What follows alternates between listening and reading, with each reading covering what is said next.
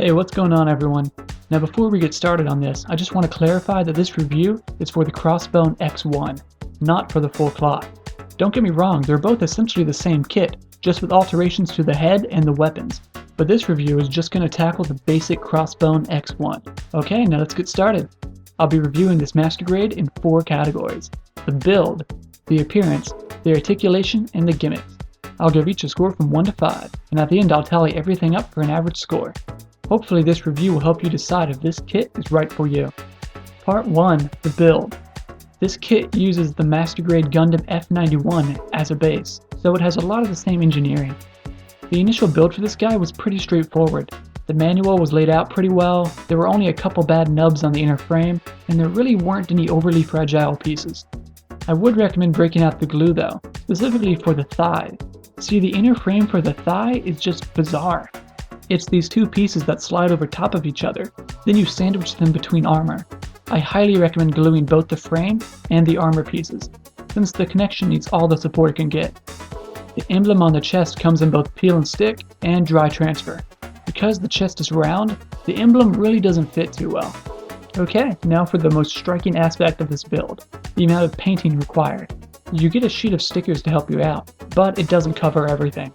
Because there's so much to detail up, I'll start with the mandatory painting, meaning places with no provided stickers. First up, you'll need to paint these red lines on the head. Thankfully, there are some really nice deep channels for them. You're supposed to add white to the back of the arms, but painting white over black never turns out well, so I skipped them. After that, you need to add this yellow to the beam sabers. I also added some black to the inside. You're going to need to put a lot of work into the weapons, since they essentially come in all white, but I'll talk more about those in part 4. Next, you'll need black for the eyes of the skeleton. Moving on to the backpack, you'll need to add these small yellow dashes. This brings me to the next section of painting, the places that have stickers provided, but the stickers suck, so you'll have to use paint instead. The main yellow vents on the thrusters need yellow. The issue with the stickers is that they have to fold over the vents, so they'll pop up in no time. I should probably get around to adding some black to the inside of the thrusters too. You'll need to use some more yellow for the circles on the shoulders. The stickers are just flat out too big. All the yellow on the core fighter needs to be painted too. I was gonna show you, but I can't seem to get the core fighter out of the Gundam. So I think you're just gonna have to take my word for it. Now for the optional touch-ups. These are the simple little details you can add to really make your build stand out. First, I added some gray to the bottom of the feet and to the toes. Next, I put some black onto these yellow vents on the legs. Then I put some gray onto the thicker panel lines on the thighs. I did the same for this line on the side of the chest and onto the front of the arm. Next, I added some gray to this vent on the side of the arm. I also painted the inside of the mouth gray, since it comes in all white and I really wanted it to stand out. Okay, that about does it for the painting. Needless to say, I can't recommend this kit to a beginner, or someone who doesn't like to paint. If I was just judging on engineering, I'd give it a 4 out of 5. But I just can't let that amount of painting slide, so I'll knock it down to a 3.5 out of 5. Part 2, the appearance. Now you know how much I care about anime accuracy. Well, that doesn't really apply to this kit. See, not only does the Crossbone Gundam not have an anime, but the manga isn't exactly great with continuity. Of course, this is a version Katoki kit, so I don't know if accuracy to the manga was really that important to begin with. Anyway, the proportions of this kit actually look pretty good in my opinion. I mean, yeah, the head is a bit too big, and the legs are a bit too long, and there's this big gap between the chest and the shoulders. But overall, I like the look. It seems to be a more realistic take on the Pirate Gundam. The colors are fantastic. Of course, it's hard to mess up the colors on a Gundam that's mainly black and white. But seriously, the yellow has a nice hint of orange to it, and the red is just dark enough. I think Katoki did a really great job with this kit. Having said that, he went a little overboard on the decals again. You get a massive sheet of stickers. All the white caution signs are dry transfers, and the red caution signs are peel and stick. Honestly, I don't know if all the decals are really worth it, so I skipped them. The appearance of this kit is really up to whether or not you can get around this not being accurate to the manga. I've actually kind of grown to like it in a weird way. I'll give the appearance of this kit a 4 out of 5. Part 3, the articulation. Okay, let's start at the feet. Unlike every other kit I've reviewed, the toes can move up, but not down. The foot is on a ball joint and is connected to the ankle with a forwards and backwards hinge, so you get all the movement you would expect. The knee gets a little more than a 135-degree bend. The thighs have a little bit of movement in them, not intentionally of course. That strange connection in the thigh really makes the legs feel weak. This kit has the newer style hip mounts, so you get all the movement you could want out of them. The skirts are all independent and move great. Even the back skirts can move around. The waist to chest connection is just a single ball and socket, but you get some decent movement out of it. You can get a little bit of movement out of the chest, but not a whole lot honestly. The cockpit hatch does open up though. The shoulder armor is strange, because you can swing up both the frame and the armor itself. This kit has a pretty standard shoulder connection, but there's a nice combination of hinges in the chest, so the arm can pop out at a solid 45-degree angle. The arms themselves are a little odd. You get the usual 360 spin on the top, but you also get a 360-degree spin at the elbow. It's really weird. Regardless, the elbow is a really solid 180-degree bend. The wrists are on ball joints, and you get the standard trigger finger split hands. Thankfully, there are pegs in the palm. The head is on a ball joint attached to a hinge, so you get great movement forwards and backwards, but not that much side to side.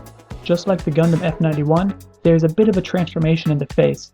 You just slide this piece up to reveal an angry face. The thrusters are a little strange. They're made up of two joints, the first of which allows them to spin forwards and backwards. Thankfully, there are little ridges in the connection, so it sort of locks into set positions. The top two are connected, and the bottom two are connected, by the way. The second joint is more of a straightforward hinge. Finally, the thrusters are on a nice little hinge. Overall, the articulation is pretty great. This kit can do pretty much all the poses you could ask for, but the legs feel super weak because of that connection in the thigh. I'll give the articulation for this kit a 4.5 out of 5. Part 4, the gimmicks. This kit comes with a lot of weapons. It may have the largest arsenal of all my Master Grade Gundams. Having said that, the major flaws in the painting. Legitimately, every single weapon requires some kind of painting. I'll make sure to highlight whatever needs to be painted. Now let's get started. First up, you get the Beam Zanber. It's essentially a pirate beam saber. Thanks to the pegs in the hands, this guy has no problem holding it. Just remember it comes in all white, so you have to paint all this gray trim. Next you get the Buster Gun. It can be a bit tricky to hold because the handle is so thick, but it works fine. Aside from this chain, it's all white. Here's what you'll have to paint. You can store both these weapons on the side skirts. You can combine the Beam Zanbar and the Buster Gun to make the Zan Buster. It's really cool looking. Unfortunately, the rim of the saber gets in the way of the arm, so it makes holding the Buster straight forward pretty much impossible. Moving on up, you get two standard beam sabers in the chest. Remember, you have to paint the tips of these yellow.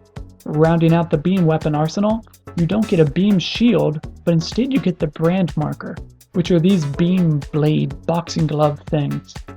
Unfortunately, the generators on the back of the arm aren't quite long enough to reach around the hand. Aside from that, you get two gray knives. They can attach to the handles stored in the back of the leg, or you could attach them to the bottom of the feet. After that, you get the screw wits. The tips come in all white, so you'll have to add your own gray on these sections. They attach onto this copper wire, so you can pose the whip in pretty much any way you want. The actual handles are a part of this optional back skirt. Yeah, you get an entirely separate back skirt just to store these weapons. Speaking of the skirt armor, you also get a pair of scissor anchors. You can unfold the side of the front skirts and attach them to this long plastic piece made to look like a chain. Now for the final gimmick, the anti-beam coating cloak. It's an actual piece of cloth made to surround the Gundam. I recommend scuffing it up a bit with an X-Acto blade to give it a more piratey look. The instructions do a pretty good job of showing you how to attach it, but it still may take a little bit of effort on the first attempt.